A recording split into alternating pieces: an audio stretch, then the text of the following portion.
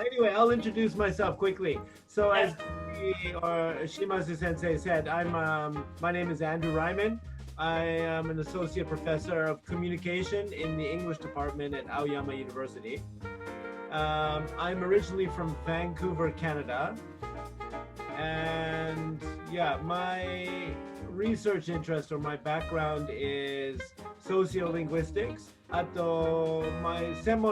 My main focus is intercultural communication. Coming from Vancouver, Canada, if you've ever been there before, it's a very multicultural, Canada in general is very多文化ですね. My family is also multicultural. My mother is German and my father is British.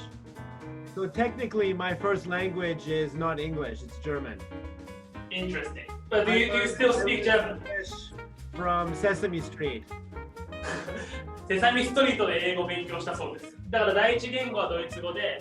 So do you still speak German to some extent? Oh yeah, sure. I speak German with my mother all the time. ドイツ語でお母さんと話してるって今。そうなんだ。So now you know why my English is a little bit like Elmo. またジョーク来ましたけど、私の絵はちょっとエルモっぽいでしょっていうね。セサミストリートのキャラクターに例えてみます。そう、キャリアパスって言ったんだけど、コリアパス、コリアっていうのは韓国じゃなくて経歴ね。パスっていうのは道筋。つまり自分の経歴がどういうふうに動いてきたのかって話をしたいと思います。Okay, so as you know, most people when you're in high school, maybe you think you should just study hard and get a job and go from A to Z and everything will work out fine. However, my career path was very different. So nothing that I planned happened as I wanted.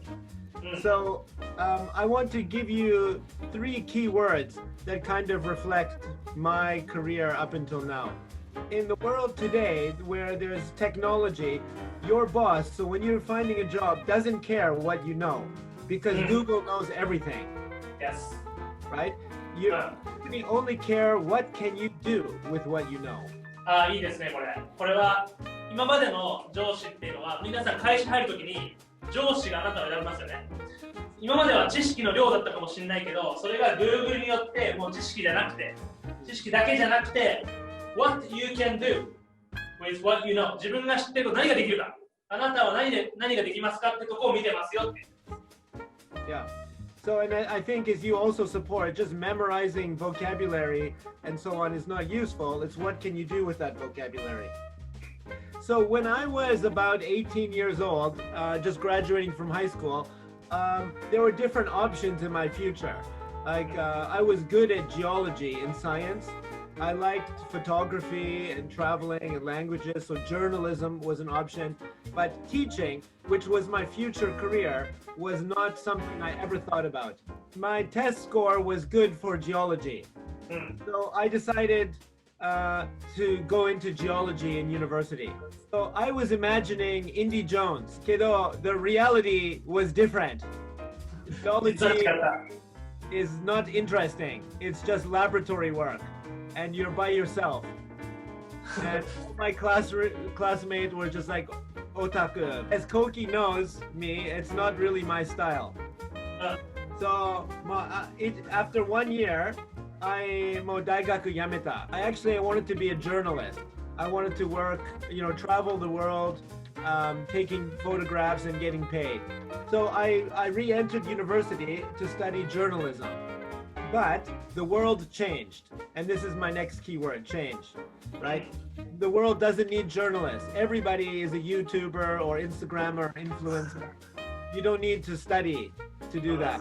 My journalist professor said, if you want to travel, you should become an English teacher. So I quit journalism after 1 year, and I transferred to linguistics, Gengogaku. I studied to become a TESOL teacher or language teacher. So then after graduation, I decided to try to visit Japan. I met some Japanese people and I was interested about Japan, so I came to Japan. So anyway, I came to Japan, I taught at these different schools, and I ended up working in universities.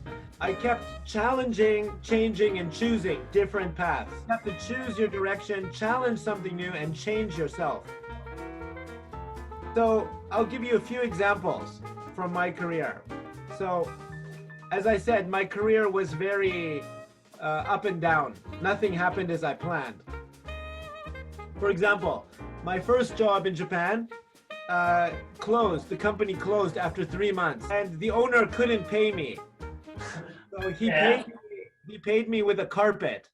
I emailed every university in the Kanto area, 50 different universities. I sent mail saying, I would like to work for your university. Please give me a job with my... And how did it go? Well, out of, let's say, 50 universities, maybe 40 didn't answer. No answer. And then?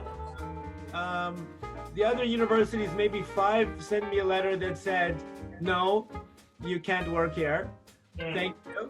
I remember, I think ICU sent me a letter that said, you are no way qualified to work at our university. Keep that letter as a memory. はい、皆さん、今出た言葉で qualify っていうのは資格がある。つまり、博士課程持ってないと、そもそも申し込みしちゃダメでしょっていう表現で、つまり、You are not qualified 資格がありませんよ。So the 3 lessons just from my story that I think are helpful looking back is you should find the right dream. And I think especially now in this coronavirus time, we have nothing but challenges. Everything is different. We don't know what's happening next, right? But there's a lot of opportunity. There's many things that we can do. And if you really try to think differently, you can have some good chances. アンドリュー先生のプライベートも今日も聞けちゃいます。普段は聞けない話も聞けちゃうので、何でもいいので、アンドリュー先生について聞いてみましょう。1個目、First question. Why did you like Japan? Why did you like Japan? Because it was very different from any country or any place I've ever seen before.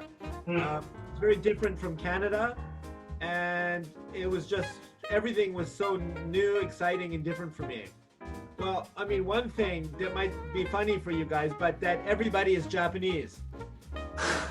みんな日本人で驚いたね。Because for me, that's kind of strange. Because my country, everybody is different.